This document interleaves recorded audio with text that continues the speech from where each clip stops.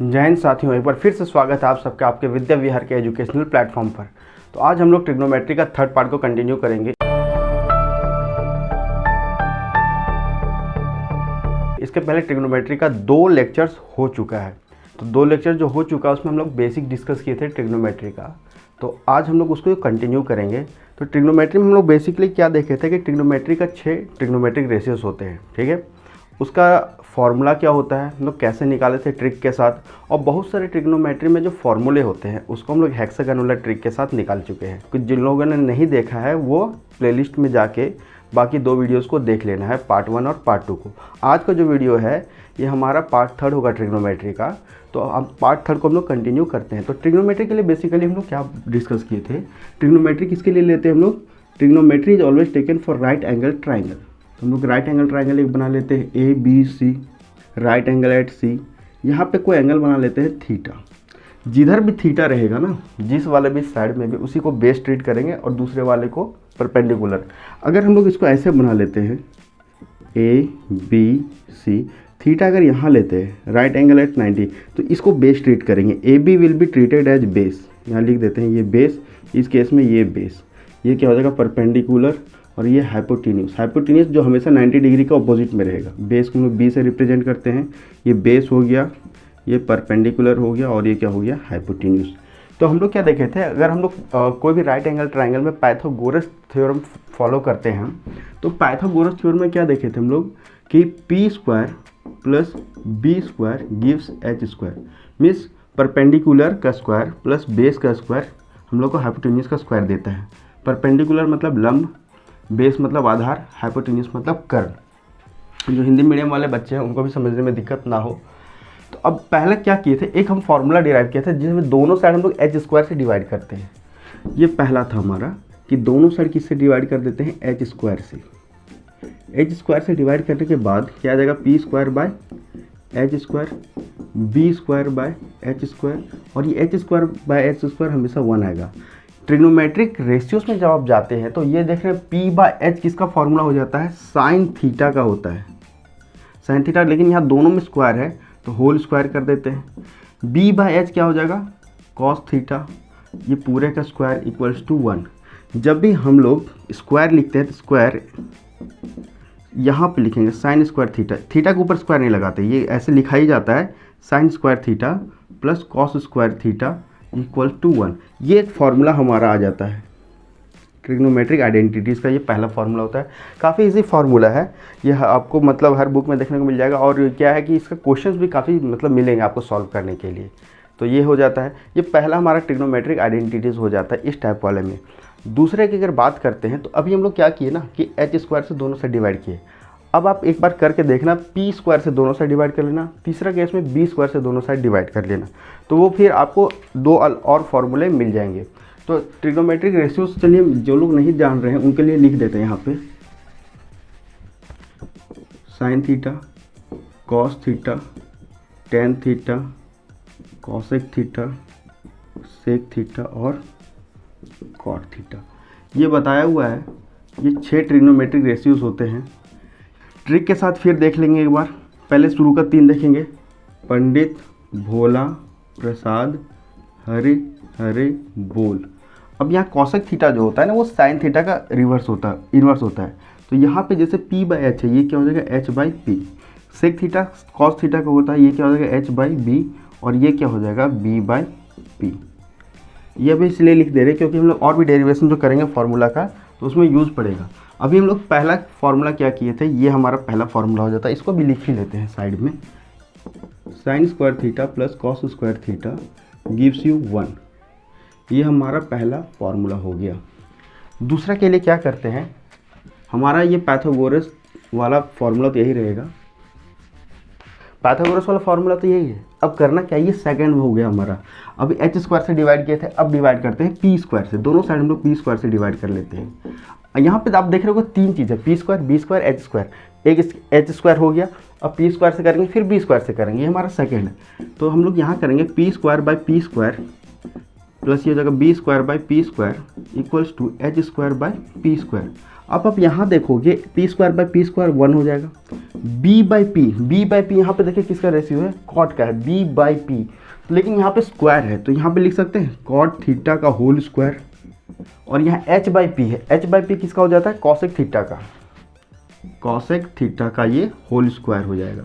अब इसको हम लोग सॉल्व कर लेते हैं, 1 plus cot square theta equal to cosec square theta. या तो फॉर्मूला आप इस फॉर्मेट में लिखो या तो आप ऐसे लिख सकते हैं, कॉट स्क्वायर को अगर हम लोग उधर शिफ्ट करते हैं तो माइनस में आ जाएगा। तो पहले क्या हो जाएगा, cosec square theta minus cot square theta equals to 1। दोनों फार्मूला क्या है, सेम है। दोनों फार्मूला याद रखने की ज़रूरत नहीं है, अगर आप भूल भी जाते हो तो ऐसे डिराइव करके कर लेना। ये क्या हो जाएगा हमारा, cosec square theta minus cot square theta equals to 1, ये हो जाएगा।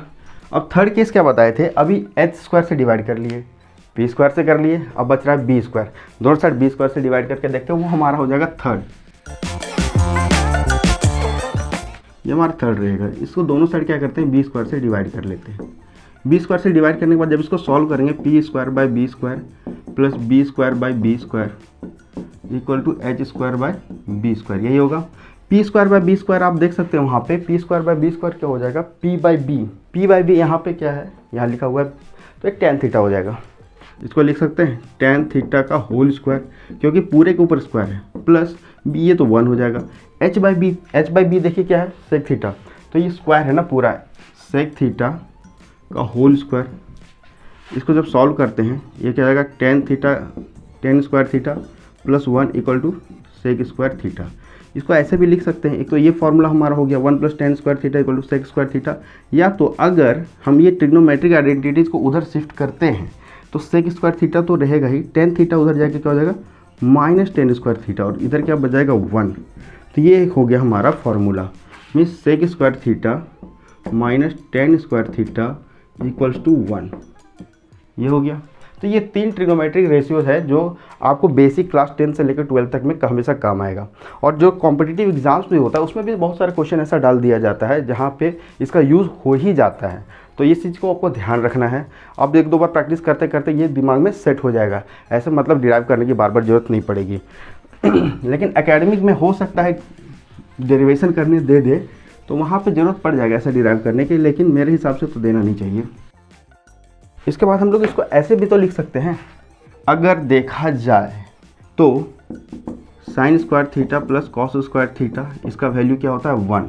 Cosec square theta minus cot square theta, इसका भी वैल्यू देखा जाए क्या होता है 1। Sec square theta minus tan square theta, इसका भी वैल्यू देखा जाए क्या होता है 1। तो तीनों का वैल्यू 1 है तो तीनों आपस में इक्वल होगा। ये फार्मूला आप अपने से भी बना सकते हो, ये कोई बुक का फार्मूला नहीं है, ये आप अपने से खुद से यहाँ रिलेट करके बना सकते हैं। तो ये हो जाता है एक हमारा, जैसे अगर सॉल्व करने देगा कुछ वैल्यू कॉसेक थीटा का दिया रहेगा, कॉट थीटा का दिया रहेगा, आपको सेक निकालने बोलेगा, 10 दिया हुआ रहेगा, तो आप कर लोगे आराम से। वैसे जनरलिस्ट आपको क्वेश्चन पूछता नहीं है, लेकिन हम रिलेट कर सकते हैं कि नहीं कर सकते हैं, कर सकते हैं यार। सब क्या है, 1 के इक्वल है, तो 1 के इक्वल है, ये भी 1 के इक्वल है, ये भी 1 के इक्वल है, ये भी 1 के इक्वल है, तो तीनों आपस में क्या होंगे, इक्वल होंगे।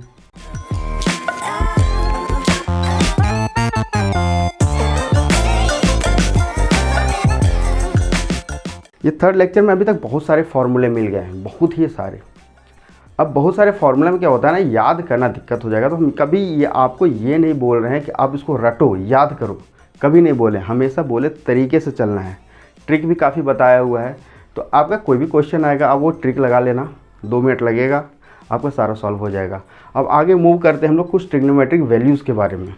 अभी हम लोग जो पढ़ रहे थे, एक चीज़ ध्यान दीजिए कि जब आप कोऑर्डिनेट ज्योमेट्री पढ़ते हैं, ये हमारा एक्स एक्सिस हो जाता है, ये हमारा वाई एक्सिस हो जाता है, ये ओरिजिन हो जाता है। इस ओरिजिन के अगर राइट साइड जाते हैं तो सारा वैल्यूज़ क्या रहता है, पॉजिटिव, लेफ्ट साइड जाते हैं तो नेगेटिव, ऊपर जाते हैं तो पॉजिटिव और नीचे रहता है तो नेगेटिव। ये पॉजिटिव एक्स एक्सिस, ये नेगेटिव एक्स एक्सिस, ये पॉजिटिव वाई एक्सिस, ये नेगेटिव वाई एक्सिस। अभी तक तो यही देखे थे। तो हमारा जो स्टार्टिंग बेस ट्रिग्नोमेट्री का स्टार्ट होता है, यहाँ से लिया जाता है, ये 0 डिग्री, ये 90 डिग्री, ये 180 डिग्री, ये 270 डिग्री और फिर ये 360 डिग्री। ऐसे ये साइकिल चलता चला जाता है, ठीक है। तो हमारा जो स्टार्टिंग का अभी जो ट्रिग्नोमेट्रिक वैल्यूज़ हम निकालेंगे, ट्रिग्नोमेट्री वैल्यूज हम लोग पहले किसका किसका निकालेंगे, ये 0 से 90, मतलब इसको बोलते हैं फर्स्ट क्वाड्रेंट, इसको सेकंड क्वाड्रेंट, इसको थर्ड क्वाड्रेंट और इसको बोलते हैं फोर्थ क्वाड्रेंट। ये सब तो स्कूल में आप लोग पढ़े होंगे। तो 360 हो गया, फिर इसमें 90 ऐड करेंगे 450, फिर 90 ऐड करेंगे, फिर 90 ऐड करेंगे, ऐसे ये साइकिल चलता चला जाएगा। 45 डिग्री निकालने तो अभी सिखा देंगे, लेकिन एग्जाम में बोल देगा कि साइन 4500 डिग्री इसका वैल्यू बताओ, तो वही यही तरीके से चलते जाएगा ना, सेम साइकिल। तो हम लोग स्टार्टिंग में क्या करते हैं, फर्स्ट क्वाड्रेंट का वैल्यू निकालने सीखते हैं, वो भी काफ़ी ईजी है निकाल लेना, तो वो भी हम तरीके से निकालते हुए चलेंगे, ठीक है। तो हम लोग कहाँ से करते हैं, देखो हमारा ये 0 डिग्री है, फर्स्ट क्वाड्रेंट 0 से कहाँ तक जा रहे हैं 90 डिग्री, 0 से कहाँ जा रहे हैं 90 डिग्री। इसमें जो होता है हमारा 3-4 एंगल्स को आपको ध्यान रखना है जिससे क्वेश्चन बनते हैं, एक 0 डिग्री, 30 डिग्री, 45 डिग्री, 60 डिग्री और 90 डिग्री, ये 5 जो एंगल्स हैं। इसके अलावा भी 1-2 एंगल से क्वेश्चन पूछते हैं, जैसे क्वेश्चन कहाँ पूछते हैं वो हम बताएंगे, लेकिन पहले ये 5 के बारे में जान लेते हैं कि साइन 0 का वैल्यू क्या होता है, कॉस 0 का वैल्यू क्या होता है, साइन 45, कॉस 45, टेन 45, कॉसेक 45, मतलब जितना भी ये 5 एंगल्स दिख रहे हैं सबको 6 ट्रिग्नोमेट्रिक रेशियोज के साथ रखते तो उसका वैल्यू क्या हो जाता है, तो उसके हिसाब से करते हैं। तो उसके हिसाब से जब कर रहे हैं तो अभी इसको एक टेबुलर फॉर्म में करेंगे। पहले एक टेबल बना लेते हैं। टेबल कैसे बना लेते हैं, इधर रखते हैं ट्रिग्नोमेट्रिक रेशियोज, इस साइड ट्रिग्नोमेट्रिक रेशियोज रखेंगे। ट्रिग्नोमेट्रिक रेशियोज, चलिए इधर से थोड़ा बना ले, स्पेस मिल जाएगा। इधर हम लोग रखते हैं ट्रिग्नोमेट्रिक रेशियोज, तो हमारा ट्रिग्नोमेट्रिक रेशियोज में क्या क्या आ जाएगा,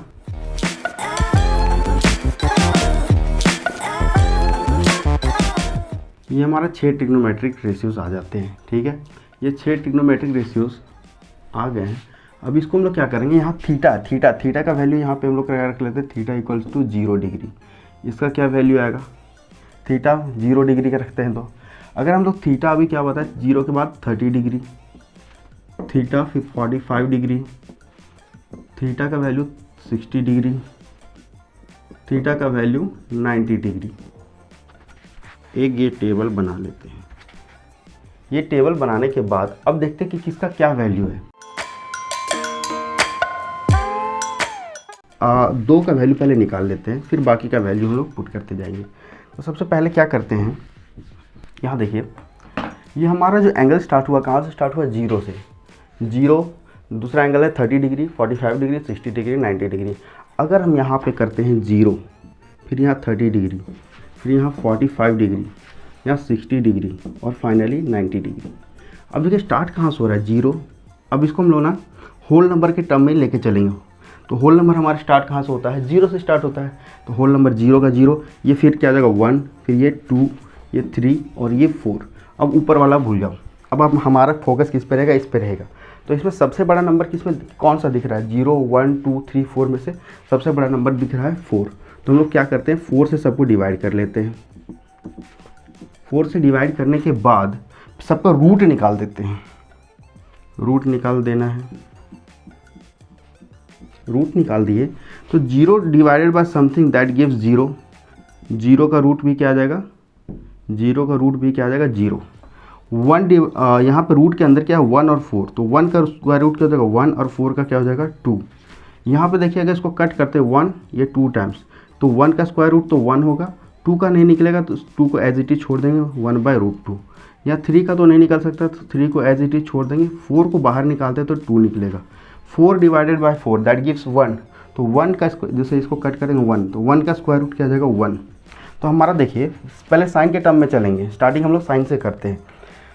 साइन 0 के साथ कितना वैल्यू आ रहा है हमारा 0, तो साइन 0 का वैल्यू यहाँ 0 रख देंगे।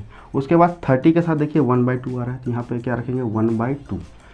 45 के साथ क्या जा रहा है 1/√2। 60 के साथ √3/2 और 90 के साथ 1 आ जा रहा है। क्लियर, इतना समझने में कोई दिक्कत नहीं है। अब क्या करते हैं ना कि कॉस का बारी आता है, कॉस के बारे में ये नहीं करना है आपको, सिर्फ और सिर्फ साइन के टर्म में ऐसा करना है। कॉस के टर्म में क्या करेंगे, उल्टा कर देंगे। जो लास्ट में यहाँ 1 है ना, 1 को इधर शिफ्ट कर देंगे। √3/2 है, √3/2 को यहाँ लिख देंगे, 1/√2 यहाँ आ जाएगा, फिर 1/2 फिर 0। अगर ये सॉल्व हो गया, दो एक भी निकल जाता है ट्रिग्नोमेट्रिक रेशियोज में, तो बाकी निकालना आसान हो जाएगा। फॉर्मूला लगाना है, ये मैं रब कर दे रहा हूँ।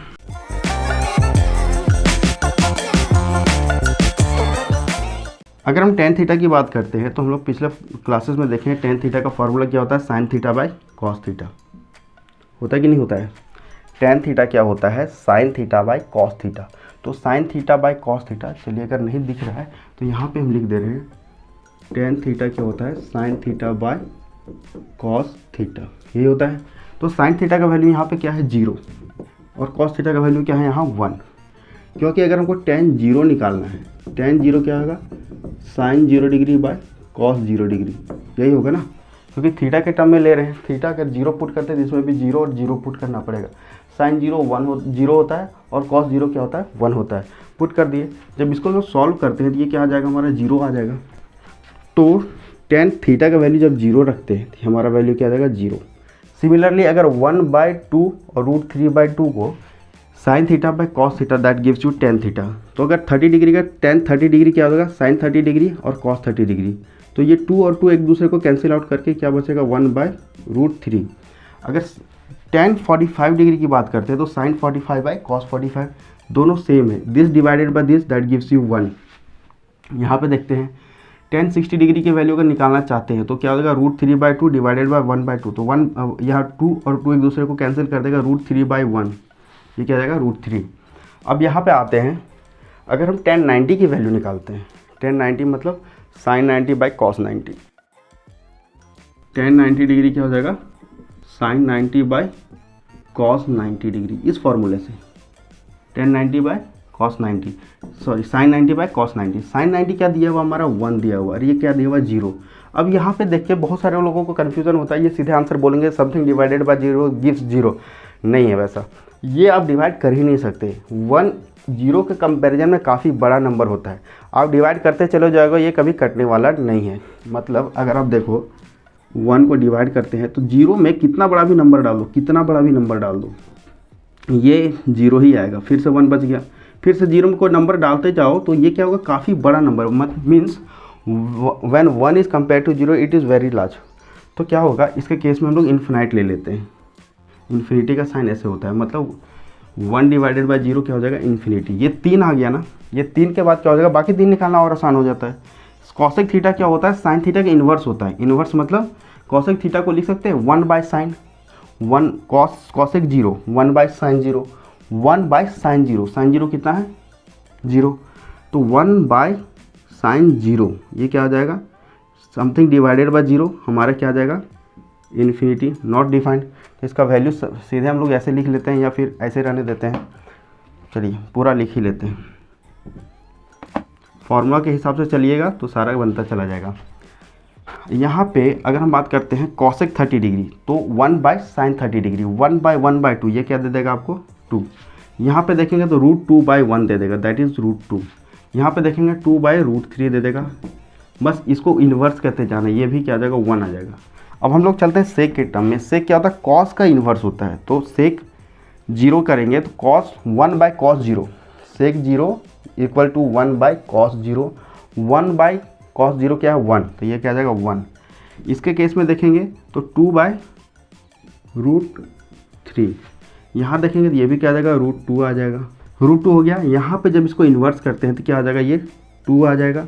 अब यहाँ पे देखिए अगर इसको इन्वर्स करना चाहेंगे तो मीन्स 1/0, यहाँ पे अगर इसकी बात करते हैं सेक 90 डिग्री, सेक 90 डिग्री हो जाएगा 1/cos 90 डिग्री, 1/cos 90 क्या है, 0, 1/0 दैट गिव्स यू इन्फिनिटी, ये भी अनडिफाइंड हो जाएगा, नॉट डिफाइंड। कॉस, अब कॉट की बात करते हैं, कॉट में क्या आ जाएगा, tan का इन्वर्स आ जाएगा। tan का इन्वर्स मतलब 1/10, तो cos 0 1/tan 0, 1/tan 0, 1/tan 0 means 0, 1 divided by 0 undefined. यहाँ की बात करते हैं तो cot किसके केस में, 30 डिग्री के केस में, √3/1, ये क्या हो जाएगा, √3। यहाँ पे देखते हैं ये 1 है, 1/1 1 होगा, यहाँ √3 है, 1/√3 उल्टा हो जाएगा यहाँ पे। अब यहाँ की बात करते हैं, अब यहाँ देखिए ये जो है ये tan 90 डिग्री है, tan 90 डिग्री इन्फिनिटी दे रहा है। कॉट 90 डिग्री क्या हो जाएगा 1/10 90 डिग्री। अगर कोई नंबर को 1 को हम लोग बहुत बड़े नंबर से डिवाइड करते हैं तो अप्रॉक्स 0 देता है, 0 नहीं देता है एग्जैक्टली, अप्रॉक्स 0 देता है। क्योंकि देखिए अगर हम यहाँ देखते हैं 1 डिवाइडेड बाई इन्फिनिटी, इन्फिनिटी काफ़ी बड़ा नंबर होता है, काफ़ी बड़ा नंबर से इसको डिवाइड करेंगे 0.00000 ऐसे चलता चला जाएगा, तो लगभग इसको हम लोग 0 ले सकते हैं, तो इसका वैल्यू क्या हो जाएगा 0। तो ये हो गया हमारा 6 ट्रिग्नोमेट्रिक रेशियोज़ का फॉर्मूला फर्स्ट क्वाड्रेंट में। तो फर्स्ट क्वाड्रेंट में हम लोग देख रहे हैं ये सारा सॉल्व हो गया। अब यहाँ पे देखिएगा जो इन्फिनिटी का केस कितने बार आ रहा है, इन्फिनिटी 1 बार आ रहा है, 2 बार आ रहा है, 3 बार आ रहा है और 4 बार आ रहा है। यहाँ पे मतलब अगर साइन और कॉस को छोड़ देते हैं तो इन्फिनिटी हमारा बाकी 4 ट्रिग्नोमेट्रिक रेशियोज़ के साथ आ जा रहा है। क्यों आ रहा है आपको पता चल गया, क्योंकि नीचे डिनोमिनेटर में 0 आ जा रहा था और something divided by 0 that gives infinity. Clear है इतना? तो ठीक है, ये तो हो जाता है 6 ट्रिग्नोमेट्रिक रेशियोज़ का मतलब एंगल्स के साथ उसका क्या वैल्यू निकलेगा वो तो हम लोग निकाल लिए।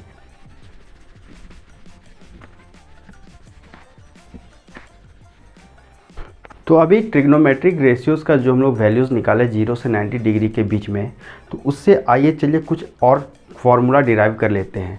जैसे अभी हम लोग क्या देख रहे हैं कि अगर हम आप टेबल में देखोगे तो साइन अगर हम बात करते हैं साइन 0 डिग्री, साइन 0 डिग्री हमारा क्या आ रहा है 0 आ रहा है। लेकिन वही आप कॉस के टर्म में देखोगे तो कॉस हमेशा 0 मतलब कब आएगा, कॉस 90 डिग्री जब रहेगा तो हमारा क्या आ जाएगा ये 0 के बराबर आ जाएगा।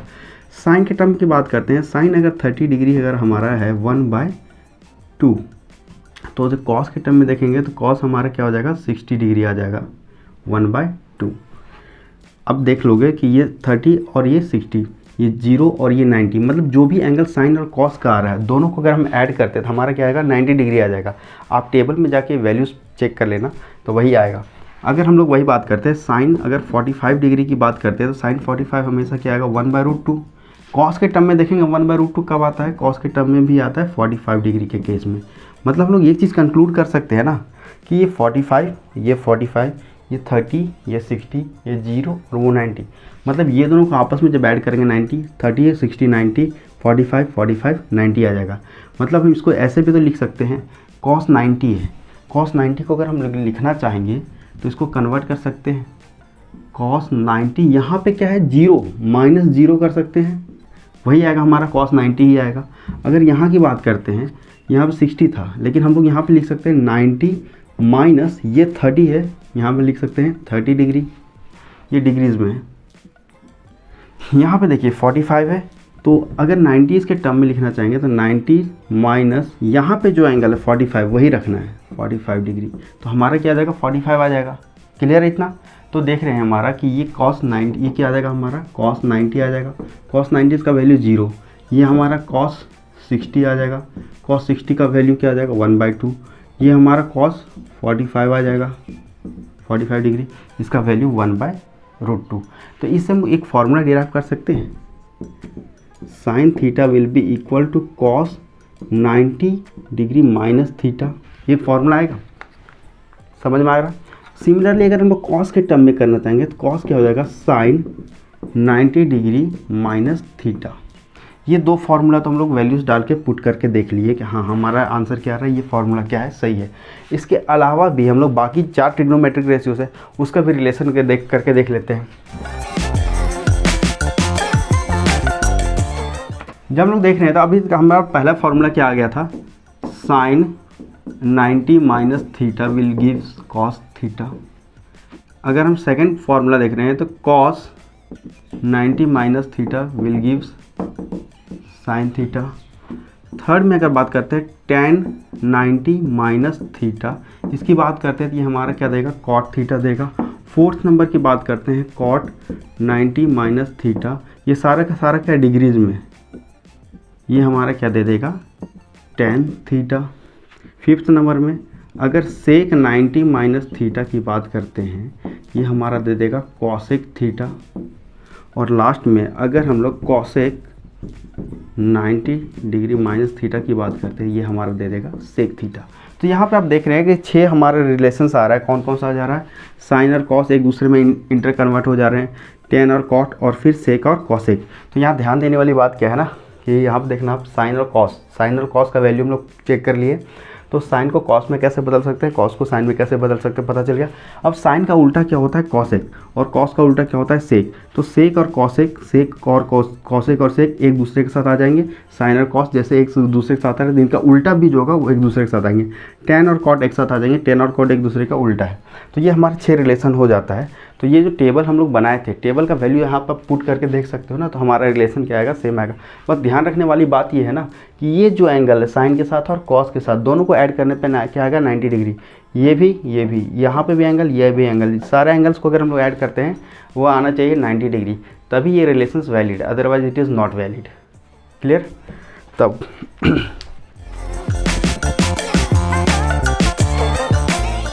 इसके अलावा हम लोग कुछ और भी वैल्यूज़ देख लेते हैं।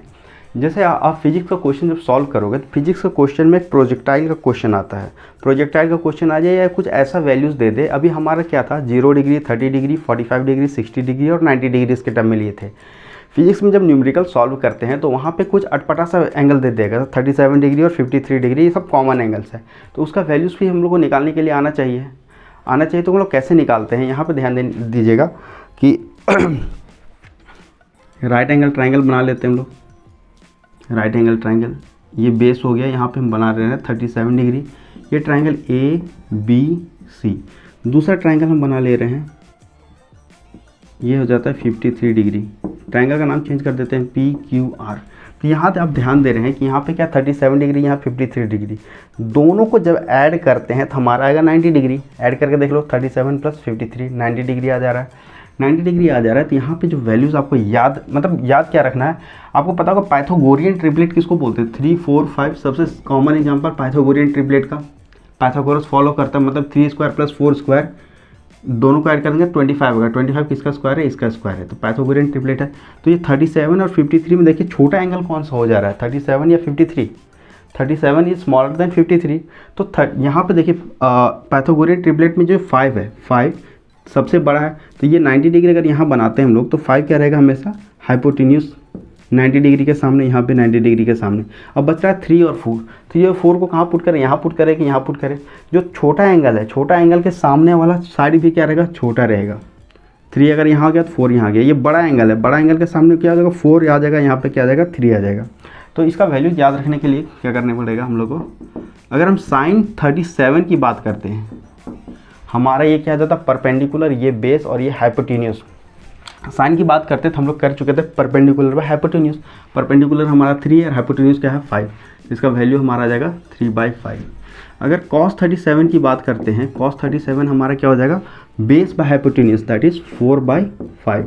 अगर tan 37 की बात करते हैं तो ये हो जाएगा परपेंडिकुलर बाय बेस, परपेंडिकुलर ये 0.75। कभी कभी क्वेश्चंस में आपको वैल्यू दिया हुआ रहेगा tan 37 डिग्री = 0.75 है, वो यहाँ से आता है। एक ये हो गया वैल्यूज़ टेबल के अलावा, ये 3 वैल्यूज़।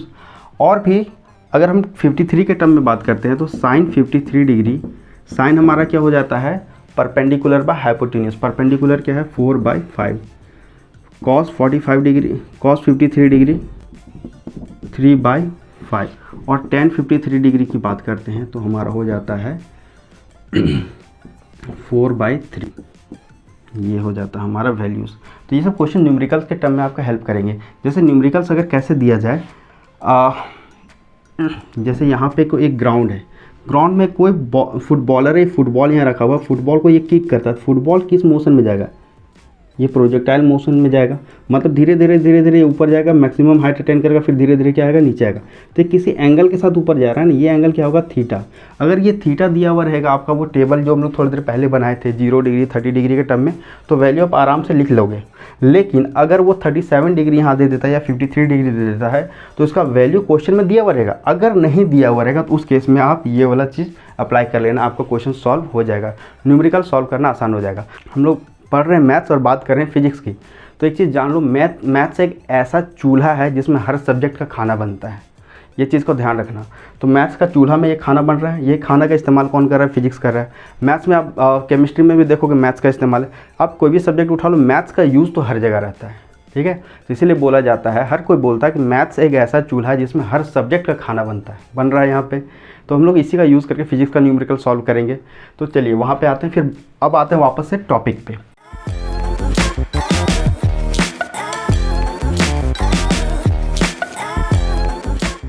अब ट्रिग्नोमेट्री पढ़ने का मतलब हमारा मकसद क्या है। ट्रिग्नोमेट्री अगर हम लोग पढ़ रहे हैं तो हमारा इसके पीछे कुछ मकसद होना चाहिए क्या, ऐसे ही अननेसेसरी तो पढ़ेंगे नहीं। तो एक छोटा सा एग्जांपल देते हैं। तो आप लोग सब टॉम एंड जेरी देखे ही होंगे। टॉम एंड जेरी काफ़ी पॉपुलर कार्टून है। तो उसमें क्या होता है ना कि टॉम एक बिल्ला होता है, वो जेरी एक चूहा होता है, उसको पकड़ के बांध के काटने वाला रहता है। यहाँ पे टॉम क्या किया, इस पत्थर पे जेरी को बांध दिया यहाँ चूहा को, ठीक है। और यहाँ पे टॉम ये बिल्ला बैठा हुआ है इसको काटने के लिए। उसी टाइम एक चिड़िया रहती है, चिड़िया यहाँ पे क्या करती है, लकड़ी का एक पोल देखती है, वो ट्रिग्नोमेट्री लगाती है। चिड़िया ऐसे वैसे चिड़िया नहीं रहती, जस्ट अंडा से निकली हुई रहती है, उसको ट्रिग्नोमेट्री पता रहता है। तो वो क्या करते हैं, यहाँ से वो नापती है, एक अंदाज़ा से लगा कि यहाँ से यहाँ तक का डिस्टेंस कितना है, यहाँ पे कितना, यहाँ कहाँ पे काटेंगे जो ये सीधे आके टॉम के सर पे गिरे। तो वहाँ पे ट्रिग्नोमेट्री का अप्लाई हो जाता है। ये तो मतलब ऐसा ही बता रहे हैं, लेकिन ट्रिग्नोमेट्री का अप्लाई हम लोग कर सकते हैं अपना डेली लाइफ में। कैसे करते हैं चलिए उसको देखते हैं।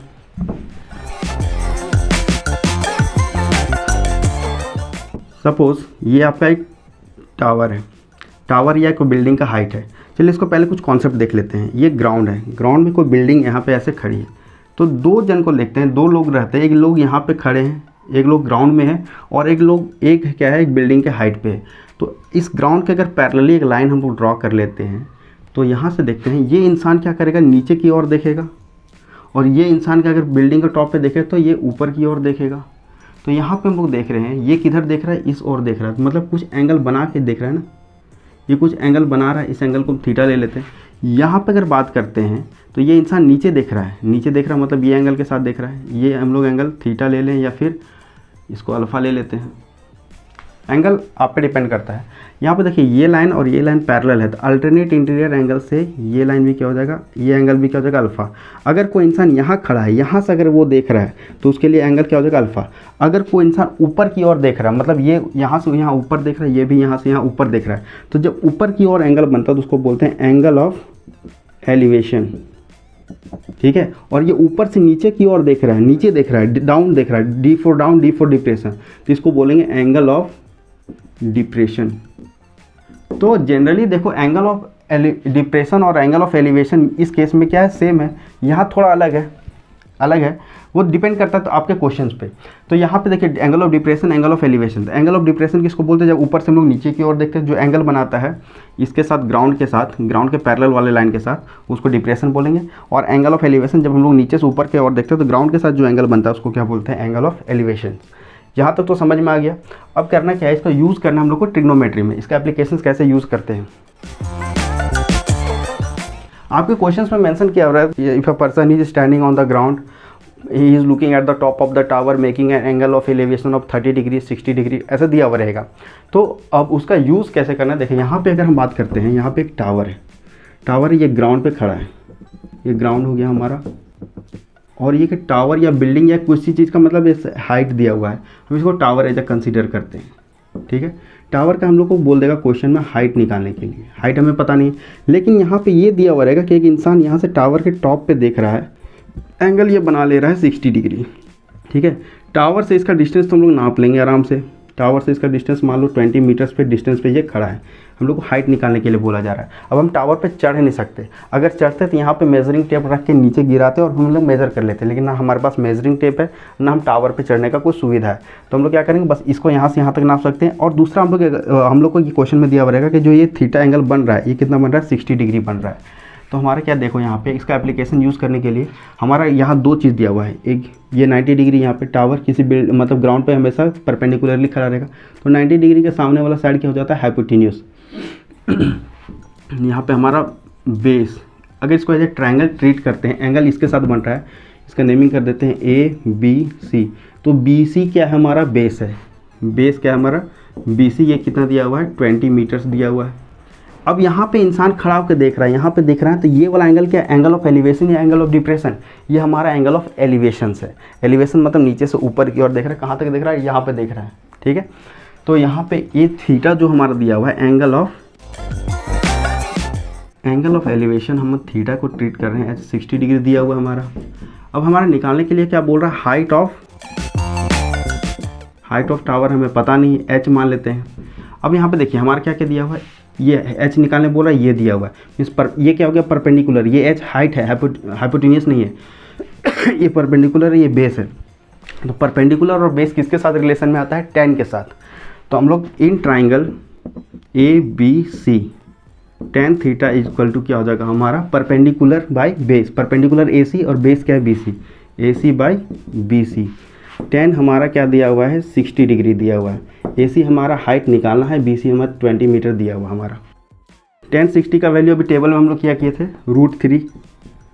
एच का वैल्यू निकालना है और ये कितना दिया हुआ है, 20 मीटर्स दिया हुआ है। तो इसको हम लोग कर सकते हैं H equal to 20 into √3 metres, ये हो जाएगा हमारा बिल्डिंग का हाइट। √3 का अगर वैल्यू क्वेश्चन में दिया हुआ रहेगा, यूज़ √3 का वैल्यू तो सबको पता है 1.732। अगर ये दिया हुआ है तो हम लोग यहाँ √3 का वैल्यू वो पुट करके बिल्डिंग का हाइट निकाल लेंगे। तो एप्लीकेशन ऐसे यूज़ किया जाता है ट्रिग्नोमेट्री का, मतलब आपको दो ही चीज़ निकालने के लिए बोलेगा, या तो यहाँ से यहाँ तक का डिस्टेंस, अगर मान लीजिए हाइट दिया हुआ रहता और बोलता है ये डिस्टेंस निकालने के लिए, तो भी हम लोग क्या करते हैं, 10 लगाते या तो फिर कॉट लगाते। तो वहाँ पे भी क्या हो जाता ना, यहाँ पे कॉट बेस बाय परपेंडिकुलर, तो भी हमारा आंसर क्या आता, सेम आता।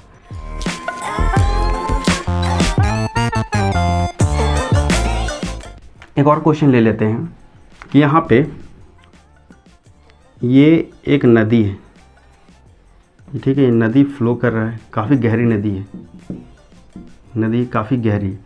यहाँ पे अगर नदी को हम लोग ऐसे भी फिगर में समझने की कोशिश करते हैं, फिर उसको हम लोग डायग्राम में बना लेंगे।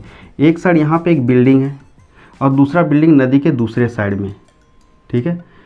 अब ये नदी का कुछ तो मतलब ये होगा ना, नदी का कुछ तो विड्थ होगा, कुछ चौड़ाई तो होगा। तो नदी का चौड़ाई हम लोग नाप नहीं सकते क्योंकि नदी काफ़ी गहरा है। तो यहाँ पे हम लोग एक बिल्डिंग ऐसे बना लेते हैं, ये बिल्डिंग का मान लो हाइट दिया हुआ है 20 मीटर्स, ये दिया हुआ 30 मीटर्स फॉर एग्जांपल। तो ये बिल्डिंग अगर नदी के जो इस साइड में है, ये कितना दिया हुआ है, 20 मीटर दिया हुआ है, और जो राइट साइड में बीच में क्या हो जाता है, ये नदी, ये क्या हो जाता है, रिवर, और राइट साइड में कितना दिया हुआ है, ये दिया हुआ है 30 मीटर्स, ठीक है। अब हम लोग को बोल रहा है कि ये दोनों बिल्डिंग के बीच का जो गैप है, ये डिस्टेंस, मतलब ये नदी का विड्थ, क्वेश्चन में नदी का विड्थ मतलब विड्थ ऑफ द रिवर दिया हुआ रहेगा, या तो distance between the two buildings या टू टावर्स, ऐसा कुछ दिया हुआ रहेगा। तो हम लोग को निकालने के लिए बोलेगा, तो इसको हम लोग ऐसे बना सकते हैं, इस वाले क्वेश्चन को हम लोग ऐसे बना सकते हैं ताकि हम लोग ट्राइंगल में कन्वर्ट कर लें। ट्राइंगल में कन्वर्ट करने के बाद हम लोग क्या लगा लेंगे, ट्रिग्नोमेट्रिक रेशियोज़ वाला फार्मूला लगा लेंगे। ट्रिग्नोमेट्रिक रेशियोज़ का फार्मूला लगाने के बाद उसका वैल्यूज़ पुट कर देंगे। जब उसका वैल्यूज़ पुट कर देंगे तो हमारे इसका बीच का गैप निकल जाएगा। तो चलिए करके देख लेते हैं, इसको हटा दे रहे हैं। कुछ एंगल्स वगैरह भी दिया रहेगा, जैसे ये मान लीजिए 30 मीटर दिया हुआ है, तो यहाँ से अगर इसको मतलब इसके पैरेलल खींचते हैं तो यहाँ से यहाँ हमारा क्या हो जाएगा, ये वाला डिस्टेंस, ये भी 20 रहेगा और ये क्या हो जाएगा, 30 हो जाएगा। फिर एक क्वेश्चन ये दिया हुआ रहेगा ना कि इस बिल्डिंग के जो टावर्स टॉप से, इस बिल्डिंग का जो टॉप रहेगा, इसके बीच का एंगल ऑफ एलिवेशन मान लो 30 डिग्री दिया हुआ रहेगा या 45 डिग्री दिया हुआ रहेगा, ऐसे कुछ दिया हुआ रहेगा। तो ये हमारा हो जाता है थीटा। क्वेश्चन ऐसा दिया हुआ रहेगा कि there are 2 buildings on the opposite sides of a river, the height of one building is 20 meters and the other is 30 meter. फिर ये भी दिया हुआ रहेगा, the angle of elevation from the top of the building with lower height is 30 degree to the top of the building with greater height. ऐसे दिया हुआ रहेगा। क्वेश्चन आपको समझ में आ जा रहा होगा यहाँ पे देख के। तो अब बोलेगा दोनों के बीच में गैप निकालने के लिए, तो जो हमारा ये गैप है, अगर हम नेमिंग कर लेते हैं ABCDE, तो जो AB का गैप है वही हमारा EC का गैप हो जाएगा। अगर हम EC फाइंड कर लेते हैं तो AB निकल जाएगा ना। तो अब यहाँ पे देखिए, ये ट्रायंगल की बात करते हैं, DCE, ये हमारा कितना दिया हुआ है, 30 डिग्री दिया हुआ है। अब DC या हमने निकालना क्या, EC निकालना, यही तो गैप है, EC ही तो निकालना, यही तो हमारा गैप है। लेकिन ये हाइपोटेन्यूज भी नहीं दिया हुआ ना ये दिया हुआ है, कोई एक साइड तो देना चाहिए था। अब ये टोटल कितना है, 30 है और ये कितना है, 20 है। तो ये कितना हमारा आ जाएगा, 30 माइनस 20, ये हमारा कितना आ जाएगा, 10 मीटर्स आ जाएगा। मतलब DC हमारा क्या आ जाएगा, 10 मीटर्स आ जाएगा। आप क्वेश्चन में लिख लोगे। अब हमारा देखो ये क्या है, परपेंडिकुलर है, इसको सही से बना लें। ये क्या है, परपेंडिकुलर है 90 डिग्री, और ये क्या है, बेस है। बेस क्यों, क्योंकि एंगल किसके साथ बना रहा है, इसी के साथ बना रहा है। तो परपेंडिकुलर आ जा रहा है, बेस आ रहा है, तो कौन सा ट्रिग्नोमेट्रिक रेशियोज लगाएंगे, टेन या साइन, टेन लगाएंगे। तो इन ट्राइंगल कौन सा है, CDE, एंगल ऑफ एलिवेशन हमारा कितना दिया हुआ है, 30 डिग्री, मतलब थीटा का वैल्यू कितना दिया हुआ है, 30 डिग्री दिया हुआ है। DC कितना दिया हुआ है, 10 मीटर्स दिया हुआ है। हम लोग को निकालना क्या है, EC निकालना है। ये तो विड्थ ऑफ द रिवर है, AB और EC क्या इक्वल है, तो हम लोग लगा लेंगे tan theta equal to perpendicular by DC by EC। हमारा tan थीटा का वैल्यू कितना दिया हुआ है, 30 डिग्री, DC हमारा कितना है, 10 मीटर्स, EC हमें निकालना है, EC ही हमारा विड्थ ऑफ द रिवर है। tan 30 का वैल्यू क्या हो जाता है, 1/√3, ये 10 है, और ये क्या हो जाएगा, EC। इसको आगे सॉल्व करते हैं, तो EC क्रॉस मल्टीप्लाई कर लेंगे तो EC इधर आ जाएगा, और ये 10 इसके साथ मल्टीप्लाई कर 10√3 मीटर्स, ये हो जाएगा। अगर क्वेश्चन में आपका बाय द वे दिया हुआ है कि यूज़ √3 इक्वल टू 1.732, क्वेश्चन में दिया हुआ होगा कि 1.73, ये यूज़ करने के लिए अगर मान लो दिया है, तो हमारा आंसर तो ये भी हो गया, या तो 10 × 1.73 हो जाएगा हमारा 17.3 मीटर्स। ये आंसर भी आप यूज़ कर सकते हो, और ये आंसर भी यूज़ कर सकते हो। हम लोग क्वेश्चंस के अकॉर्डिंग जाएंगे। तो application of trigonometry, I hope कि आपको कुछ समझ में आ गया होगा।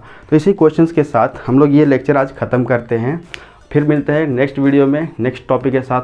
तब तक के लिए जय हिंद, जय भारत।